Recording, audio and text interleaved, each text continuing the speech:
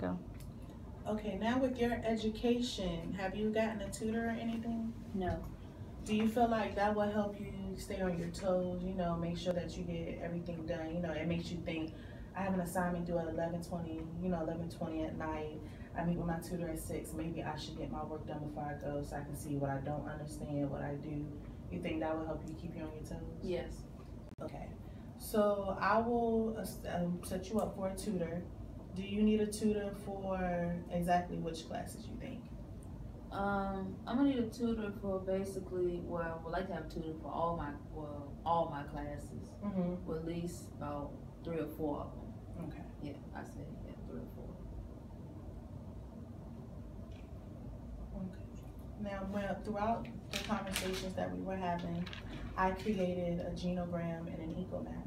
And a genogram is pretty much showing your family dynamics, what your family's made up of, what technically who was there for you, who wasn't. And within your genogram, I have your dad and your mother, and I have their parents. Mm-hmm. Now, you said it was your paternal grandmother that was strict and that was there for you and that pretty much raised you after your dad and your mother passed away. Yes. Now, you really didn't mention, her husband, and you really didn't mention your mom's parents. Or were they really in your life? Did you know My paternal grandfather, he passed away when I was little, so I really didn't get to know him. And my maternal grandparents, they kind of like sort of disowned my mother because after she got on drugs, they didn't want anything to do with her. Okay. Now I can see that too. That's also a sense of abandonment in generations because they pretty much abandoned your mother, and then you also feel that your mom and your dad abandoned you. So right here, that also shows a chain reaction. Now you also have your dad and your mom, and they passed away when you were younger with drug use and everything. And then you also have your siblings. How does seeing this in front of you make you feel? It makes me realize like why I act the way I act and like what's really going on, and it helps me get to the root of my problems. Okay. Now, would you like a copy of this? I can make you a copy. Yes. Okay. Now, also, I made with your eco map, and your eco map is showing, what's pretty much the stressors in your life and pretty much what's causing toxic. And out of the 5 or 6 bubbles that I have, about half of these is causing destruction in your life. Now, within the circle, you have you and you have your parents. And I see that your parents, you had a relationship with them, but it wasn't as knit as you would like it to be. Yeah. And within this circle, you have a thing of alcohol. And we're going to set you up into AA meetings.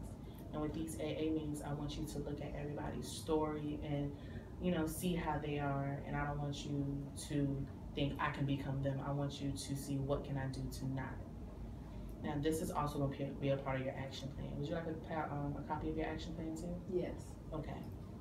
Now, also, with your education, I see that your education, to me, seems like it's your way out.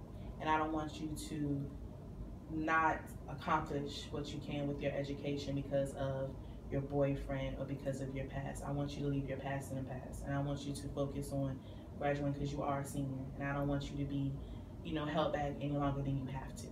So with that education, we're going to get you a tutor, and we're going to get you a tutor to meet with you whenever you're free. Just let me know, and they will meet with you, help you with all your classes, and see how that goes. Also, I see that you're big on family, and I see that you also have a problem with death and within your family. So I want to help you out with those 2 circles. I want you to continue to be a family person. Because family, they make or break you. They make you who you are. So within this, I know that you're close to your siblings, and I want you to continue being close to your siblings. They pretty much, it seems like they're the only family that you really have right now. And I don't want you to feel like you're alone like you already feel like. I know with the passing of your grandmother and your aunt and your parents, you do have a big issue with that. And over time with our counseling sessions, we will work on that because I don't want you to feel abandoned by that.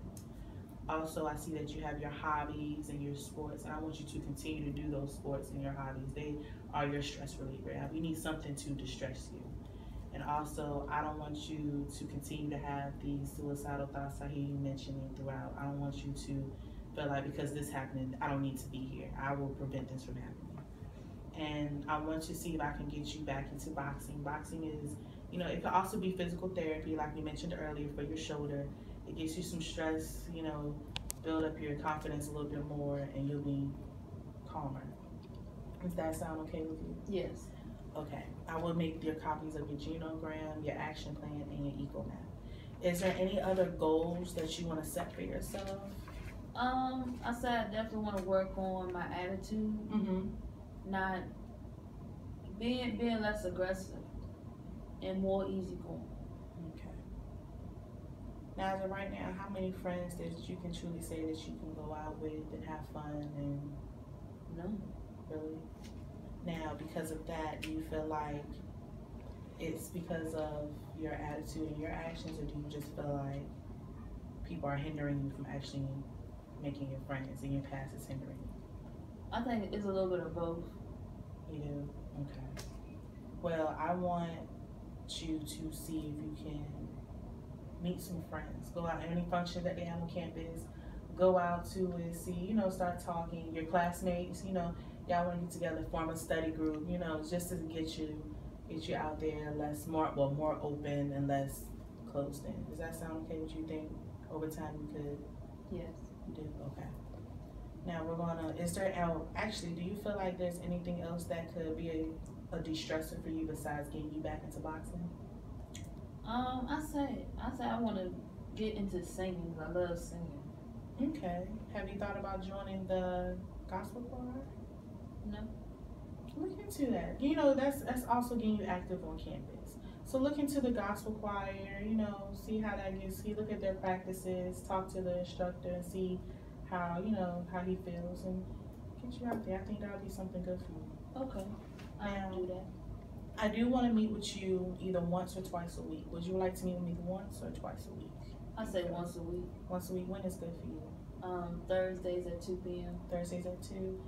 Alrighty, I will be coming in around 1:30 around Thursday, so that'll be perfect. Okay. So every Thursday I want to meet with you at 2 o'clock. Is that good? That's fine. Alrighty, Miss Jackson. Well, I will be making your copies for you, and I will give you your copies, and I want you to also maybe keep a journal. Release your thoughts. You don't want to keep everything bottled up. And I want you to start going through your action plan and seeing how that goes. Okay, I can do that.